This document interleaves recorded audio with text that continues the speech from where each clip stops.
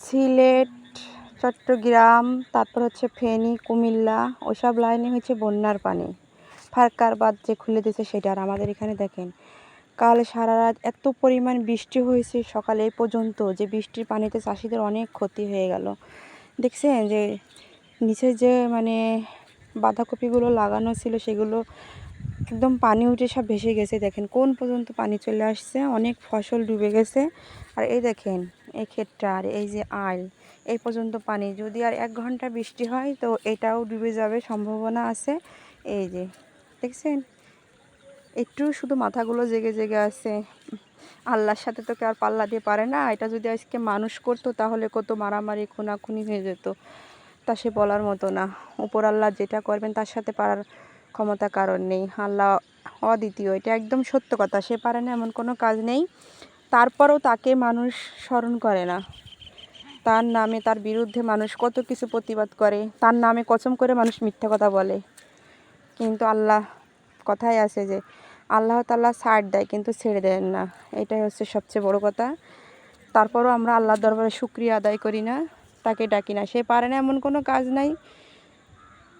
দেখেন কি অবস্থা, আরে সব বাঁধাকপিগুলো ডুবে গেছে। আর ওই যে ওদিকে দেখেন, দেখতে পাচ্ছেন যে একটু মানে এটা কিছুদিন একটু আগে লাগানো হয়েছে, তার তো অবস্থা ভীষণই খারাপ। এগুলা যদি আরও বৃষ্টি হয় কিন্তু সব এগুলো মনে করেন লস, পচে যাবে পানির নিচে, কারণ এগুলো একটু শৌখিন আবাদ। ঠিক আছে, এই দেখেন এগুলো কিন্তু হওয়ার সম্ভাবনা মোটেই নাই। এই যে এগুলো হওয়ার সম্ভাবনা মোটেই নাই। কি বৃষ্টি, সারা রাত প্রচুর বৃষ্টি। এগুলো কিন্তু সেরকম দোয়াল না, দোয়াল হচ্ছে ওই নিচে, তারপরে এটা হচ্ছে উপর ডেঙ্গা, এখানে সব সবজি চাষ করা হয়। তো পানি এই পর্যন্ত চলে আসছে। ঠিক আছে, পানি এই পর্যন্ত চলে আসছে। এই যে এটা, আর ওই যে ওইটা হচ্ছে আমাদের বাড়ি, আমাদের বাড়ির সাথেই মাঠ। তো এই পানি আর এই আমাদের ক্ষেত। তো আমার মনে হয় আর 1-2 ঘন্টা বৃষ্টি হলেই কিন্তু এগুলো ডুবে যাবে, এগুলো রাখা কোনো প্রকারে সম্ভব হবে না। আসলে যারা চাষি তারা কিন্তু সে সকাল ভোরবেলা বৃষ্টির মধ্যেই চলে গেছে মাঠে, যে তাদের কোন কোন ক্ষেতে পানি বেঁধে আছে, কোন আবাদ নষ্ট হয়ে যাচ্ছে, কেউ কোদাল নিয়ে আল কেটে দিচ্ছে পানি বের করার জন্য। ওই যে রাস্তায় অবশ্য দেখা যাবে না, প্রচুর মানুষ, তারা তাদের কাজে ব্যস্ত।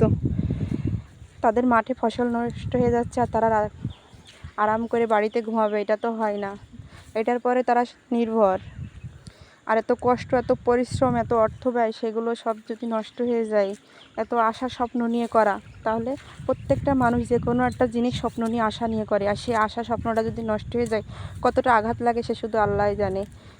এই জন্য তো বলি আল্লাহ যা করে হয়তো বা ভালোর জন্যই করছে, হয়তো বা সে এটা করছে ভালোর জন্যই করছে, তার উপর তো কোনো হাত নেই, তাই না? এই যে পানি আর এই যে ক্ষেত, আর 1-2 ঘন্টা বৃষ্টি হলেই এটাকেও টিকানো সম্ভব হবে না। প্রচুর লস হয়ে গেল। এই বাঁধাকপিগুলো দেখছেন প্রায় পেঁচ চলে আসছে। এর যে পানির নিচে গোড়া শিকড় কিন্তু পচে যাবে, এটা হওয়ার সম্ভাবনা মোটেই নাই। আর এখান থেকে আল কেটে পানি বের করে দেওয়ার কোনো পজিশন নাই, কারণ যত নিচে যাবে তত পানি, এটা ঠিক আছে। হয়তো বা এই ক্ষেতগুলো যদি পানি উঠতো তাহলে কিন্তু আল কেটে দিয়ে কিছুটা পানি বের করা সম্ভব ছিল, বাট এটাকে কোনো প্রকারই সম্ভব হবে না। কী অবস্থা, পানি আর পানি, প্রচুর পানি। অবশ্য ধান ক্ষেত আমাদের নিচে দোয়ালে কিছু ধান ক্ষেত আছে, সেগুলো এর আগের বার একবার ডুবে গেছিলো, বৃষ্টি হয় নাই বলে একটু জেগে ছিল। আজকে আবার দেখছি পুরাপুরি ডুবে গেছে, হালকা একটু পাতাগুলো জেগে আছে। জানি না কি হবে। আর যাদের মনে করেন আমাদের এখানে একটা কানা পুকুর আছে, ওখানে পুকুর আছে, ওনাদের পুকুর আর গাভীর মানে পুকুরের পানি আর গাভীর সমান সমান, হয়তো মাছ বের হয়ে যাওয়ার অনেক সম্ভাবনা। তো তারা নেট দিয়ে সে পুকুর ঢাকছে আর কি, চারপাশ করে দিচ্ছে, নেট দিয়ে ঢেকে দিচ্ছে। বৃষ্টি হলে কি আর সে নেটে ঠেকায়? তবে যদি এখনও বৃষ্টি কিন্তু গুঁড়ি গুঁড়ি পড়তেছে। আমি কিন্তু এই অবস্থায় ভিডিও করতেছি। আসলে আমাদের বাড়ি ওইটা বললাম না, বাড়ির সাথেই মাঠ। আসলে দেখে ভীষণ খারাপ লাগছে। কাল তো দেখছেন এমনিতে অনেক লস হয়ে গেছে, যে হলে কিনা আমাদের বাঁধাকপি ক্ষেত ভেঙে ফেলছে, আজকে আবার বৃষ্টির পানিতে সব কিছু এই অবস্থা। চাষিরা কীভাবে সোজা হয়ে দাঁড়াবে?